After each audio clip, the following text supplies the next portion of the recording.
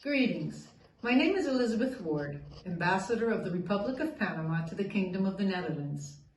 I had the honor to present the letters of credence to His Majesty the King Willem-Alexander on September 9, 2020 at the Noordeinde Palace in The Hague. I thank Diplomat magazine from the Netherlands as well as the International Public Diplomacy Council of the University of Ottawa for inviting me to address you. It is a privilege to participate in the chairs of public diplomacy at the University of Ottawa and keynote lectures by Dr. Eugenio Matos. When asked what takes up more time in the daily life of my diplomatic mission, bilateral negotiations with government institutions or affairs with the civil society, I would like to begin by stating that the diplomatic mission, which I preside in the Netherlands, is somewhat different from other embassies around the world, considering that many multilateral organizations are located in The Hague.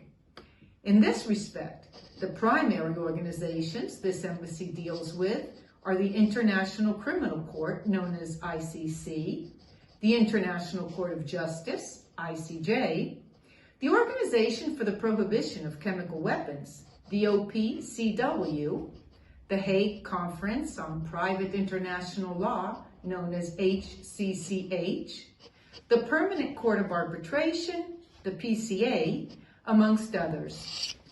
I mention this because the multilateral activities we tend to are just as important as the bilateral relations with government institutions and the affairs with civil society, although the objectives are completely different.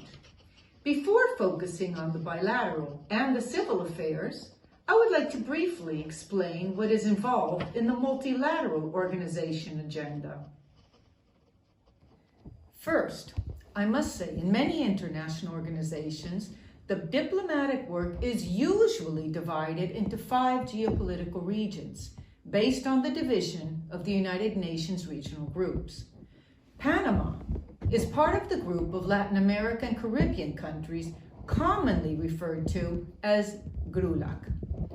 Although deliverance is made by each individual country, many of the decisions involved in the multilateral organizations are consulted among the other state parties of its own regional group, since the region as a whole could be affected as well as each individual state party.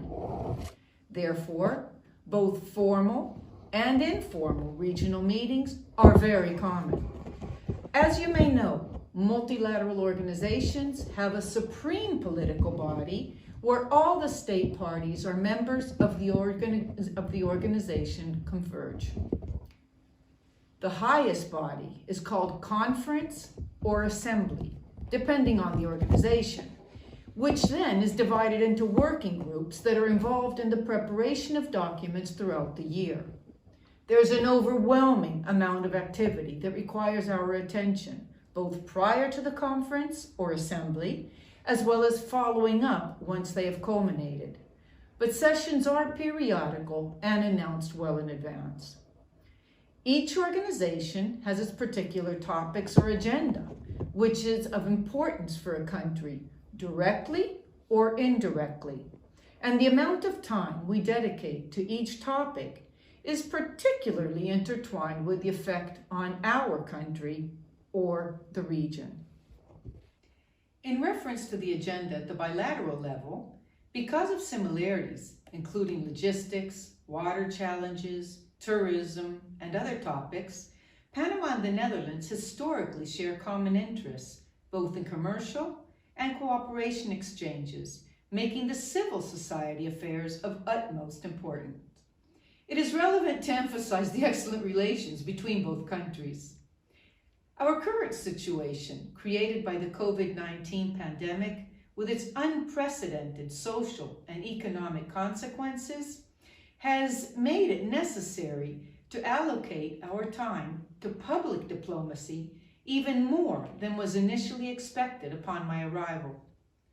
At the time I began heading this diplomatic mission, there was a dire need internationally to face the medical treatment of COVID patients and a lack of available equipment. Therefore, one of the first achievements of this diplomatic mission was bridging the alliance that made possible the cooperation between universities from both countries and a local factory to make the COVID ventilator prototype that was later sent to Panama. To this day, the cooperation between the two universities continues, and the prototype created is used for academic instruction and is currently in the certification process for its fabrication. In addition to this, an agreement between commercial organizations was signed to assist with imports and exports, as well as with investments. Promoting the opportunities in Panama, whether it's encouraging direct investment, developing bilateral academic opportunities, promoting ecological tourism, or creating awareness of unique export products, is where our efforts are primarily focused about 75% of the time. With all of the unforeseeable challenges brought about upon globally with the 2020 pandemic, every country has the same opportunity to stand out because of its uniqueness. Panama is no exception, but it is up to me, along with the team at the embassy, to expose these unique opportunities in creative ways and find the pertinent partners to contact in order to create the necessary alliances.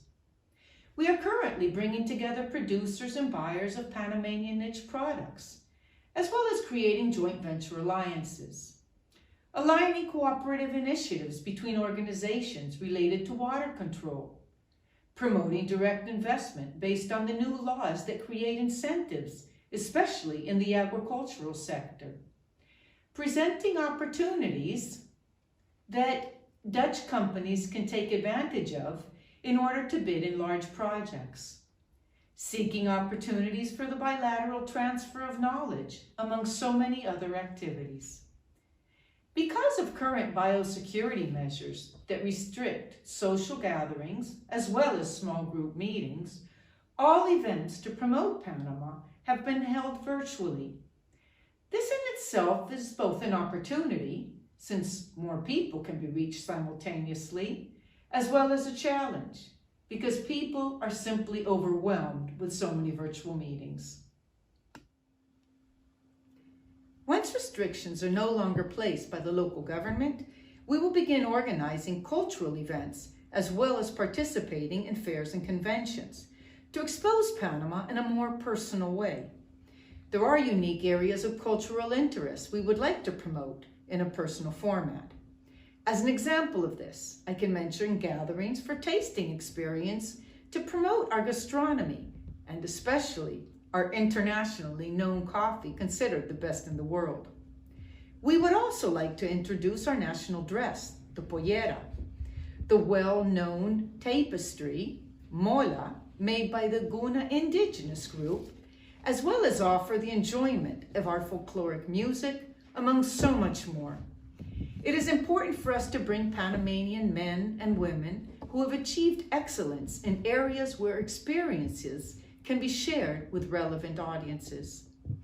Equally important for this embassy is to assist international trade conventions to increment our network system and increase commercial bilateral opportunities. Both the Netherlands and Panama are regional airline hubs, which makes the promotion of tourism in travel conventions an important activity. The embassy also handles consular matters, such as renewal of passports for Panamanian citizens residing in the Netherlands, as well as other assistance. It is important to mention that during the expatriation process taking place during the initial months of the pandemic, the embassy was occupied with these matters 24/7 until all Panamanians living either in the Netherlands or using the airport hub for transport purposes were able to return safely to our country.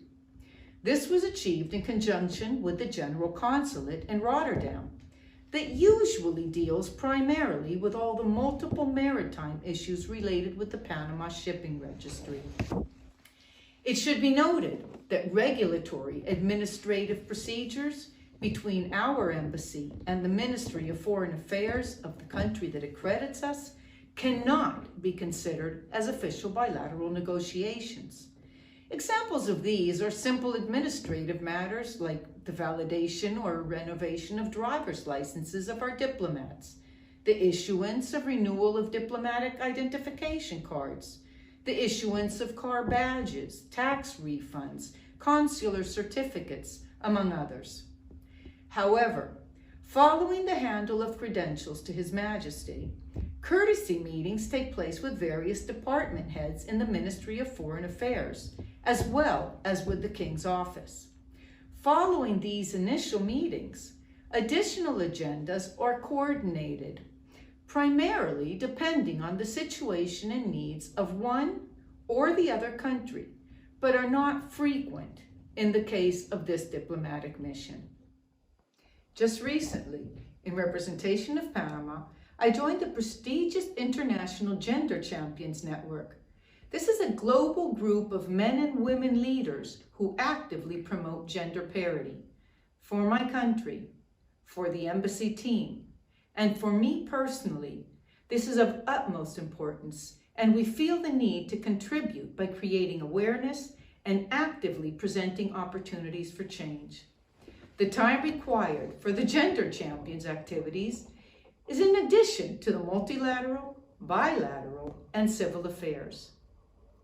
Through my intervention, I hope I have given you a glimpse of what is involved in my life as an ambassador in the Netherlands. Undoubtedly, it is a challenge, but one which is filled with tremendous satisfaction.